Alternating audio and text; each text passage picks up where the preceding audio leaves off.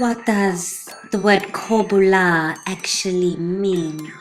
Are other terms also used for the same body of wisdom? Kabbalah is a Hebrew word for the root kabel, which means to receive. A Kabbalah is a received teaching or tradition. The Kabbalah refers specifically to the body of received mystical teachings of the Torah. In English translations, the word Kabbalah appears in various spellings such as Kabbalah, Kabbalah, and Kabbalah, Kabbalah, Kabbalah, Kabbalah. These are different transliterations of the same Hebrew word, and by no means all works bearing the name Kabbalah are authentic. In Rabbinic Hebrew, the word Kabbalah refers to an item or items of Torah knowledge received by the reliable source. The term applied both to the biblical prophets or to the teaching of the old law handed down by the rabbis to their students by word of mouth. The use of the word Kabbalah refers specifically to the esoteric wisdom of the Torah, which is found only in later literature. The Mishnah was the first written compilation of the oral law, dating from 2nd century CE, refers briefly to the esoteric wisdom of the Torah. Does Kabbalah change and develop? Is there modern day Kabbalah? What about pop Kabbalah? Science is constantly changing and developing as new discoveries cause once accepted theories to be revised or rejected. However, Kabbalah does not change and develop in the same way because Kabbalistic teachings are not man-made theories but true knowledge revealed by God to chosen prophets and sages. Thus, the fundamentals of Kabbalistic system are embedded in the Bible and are unchanging. What changed in successive generations were the methods used by outstanding teachers to explain and draw from Kabbalistic teachings according to the needs of their times, taking in account of people's level of knowledge and their ability to incorporate spirituality into their lives. Advanced scholarship is necessary to grasp the complexity of Kabbalistic systems of the ARI, while this ascetic devotional pathway demands exceptional discipline and stamina. These were achieved by a handful of later giants such as Rabbi Moses Chaim Luzzatto or Ramshiel and Rabbi Elijah the Gaon of Vilna. But they were hard for many others to attain. Genuine contemporary Kabbalistics consider themselves to be students of the Kabbalistic giants of the past. The Kabbalah and its mysteries holding out the promise of spiritual insight and power have a compelling fascination for many people, including those unable to access the original authentic sources. This has created a ready market for popular works. Within the past 30 years, growing numbers of reliable translations and introductory works have become available. In the same period, there has also been an explosion of pop Kabbalah, works that purports to explain Kabbalistic teachings and their contemporary relevance.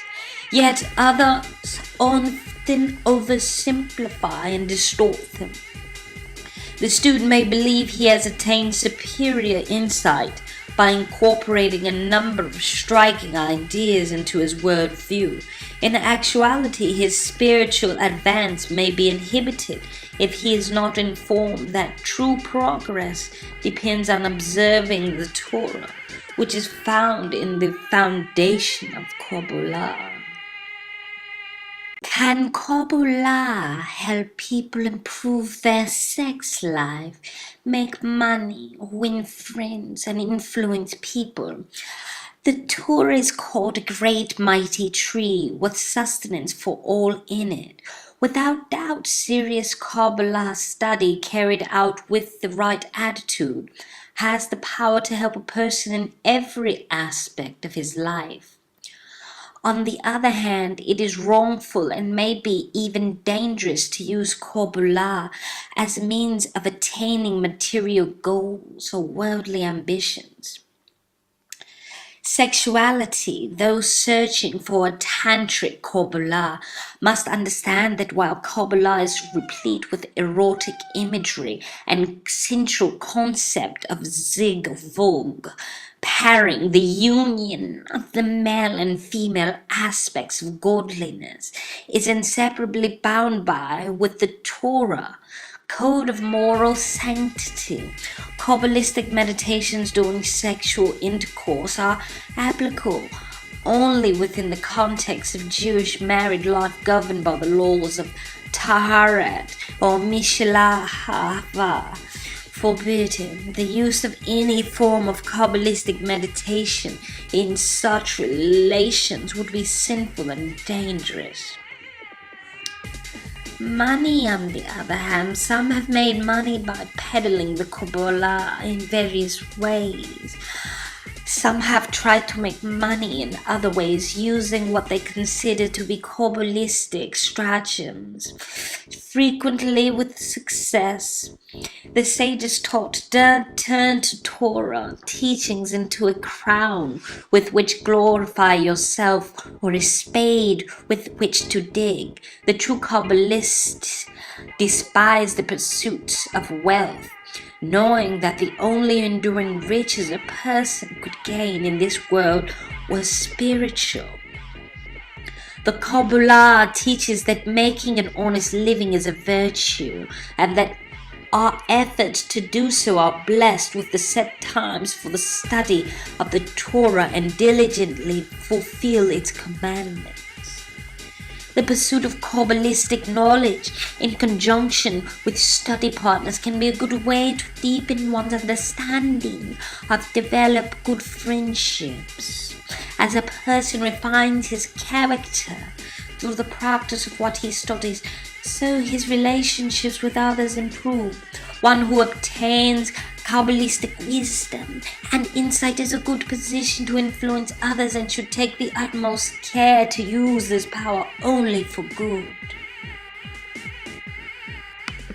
What does Kabbalah consist of? What are the main branches of Kabbalistic knowledge? Kabbalistic writings cover every aspect of wisdom, from theology to metaphysics to cosmology, astrology, numerology, and music, palmistry, interpretation of dreams, Holy Spirit, prophecy, miracles, healing, reincarnation, exorcisms, alchemy, and the creation of a golem. Many Kabbalistic texts have been lost. Until today, numerous Kabbalistic texts exist only in manuscripts or in old, closely printed Hebrew editions, comprehensible to specialists alone. Nevertheless, the most important Kabbalistic classics are readily available in Hebrew, and increasing numbers of important texts are becoming available in English translations with commentary. The Torah is called a great mighty tree with sustenance for all in it. Can Kabbalah help people improve their sex life, make money, win friends, and influence people? Sure, without a doubt. Serious Kabbalah study carried out with the right attitude has the power to help a person in every aspect in his life. On the other hand, it is wrongful and maybe even dangerous to use Kabbalah as means of attaining material goals and worldly ambitions. Some have made money by peddling Kabbalah in various ways. Some have tried to make money in other ways using what they consider to be Kabbalistic stratagems, frequently without success. Sages don't turn Kabbalah teachings into the crown which glorify themselves. True Kabbalists despise the pursuit of wealth, knowing that the only enduring riches a person can gain in this world was spiritual. What does the Kabbalah consist of? What are the main branches of Kabbalistic knowledge? Kabbalistic writings cover every aspect of wisdom, from theology to metaphysics to cosmology to astrology and numerology and music, palmistry, interpretation of dreams, Holy Spirit prophecy, miracles, healing, reincarnation, exorcism, alchemy, and the creation of a golem. Many Kabbalistic texts have been lost. Until today, numerous Kabbalistic texts exist only in manuscripts or in old, closely printed Hebrew editions, comprehensible to specialists alone. Nevertheless, the most important Kabbalistic classics are readily available in Hebrew, and increasing numbers of important texts are becoming available in English and translations with commentary. The first step in approaching Kabbalah would be to read suitable introductory works explaining Kabbalistic worldview and fundamental ideas and concepts.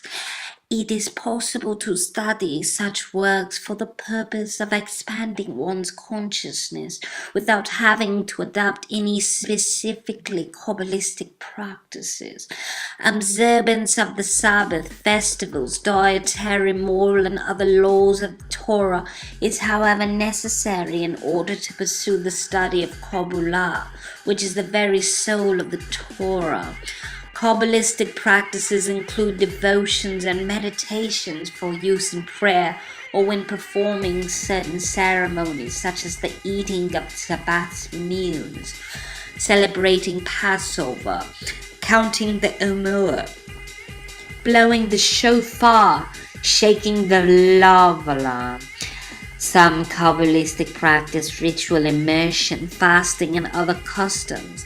There are no specific customs worn by those who follow Kabbalistic practices. Students of the Kabbalah prefer to go about their practice quietly and unnoticed, wearing the same style of clothes as those around them. A number of outstanding Kabbalists, the Hasidic leaders, wear traditional robes or garments associated with positions of honor in their community. Some Kabbalistic students endure to wear white clothes on the Sabbath. But truthfully, if you've listened to all of this, you must know that it is 100% absolute bullshit. You are free to enjoy God in any way that you choose, but love is the key to unlocking the mysteries of Kabbalah, to climb and to assess yourself into the different aspects of God is truly how one will totally access God's hidden power, which is not in a set of laws, but it is within you. It is within you through the experience that you have willed yourself into existence, to go out into the world and to experience your fall, experience your prevail, experience your victories and your wins and your losings. You are here to experience. You are an aspect of the Creator. Should everyone study Kabbalah? Is it necessary? Who should and who should not study the Kabbalah? How will I know if it is for me? Are there other ways to know God? Not everyone should study Kabbalah, and not everyone needs to. It is possible to believe in God and follow the Torah without investigating the Kabbalah. Many feel the Kabbalah is beyond them and they are under no obligation to pursue it. Some would like to study the Kabbalah but not feel ready for it. They should follow their intuition.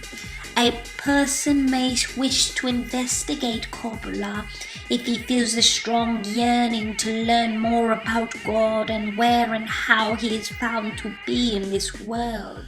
It is recommended to begin with introductory works and focus on Kabbalah worldview while avoiding practical Kabbalah and advanced meditations. It is unadvisable for those with a tendency to emotional or other kinds of imbalance to delve into Kabbalah. Those who prehend other problems are advised to seek Kabbalistic solutions only with help and guidance from a reliable expert.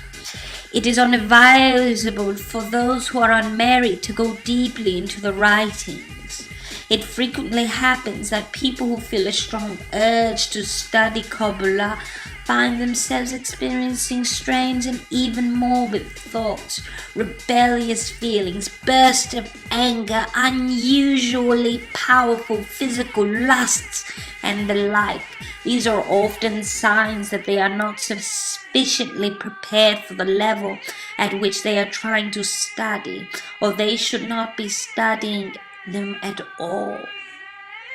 In such cases, is it advisable to pause and consult with a reliable guide to whether to continue or turn to other areas of study?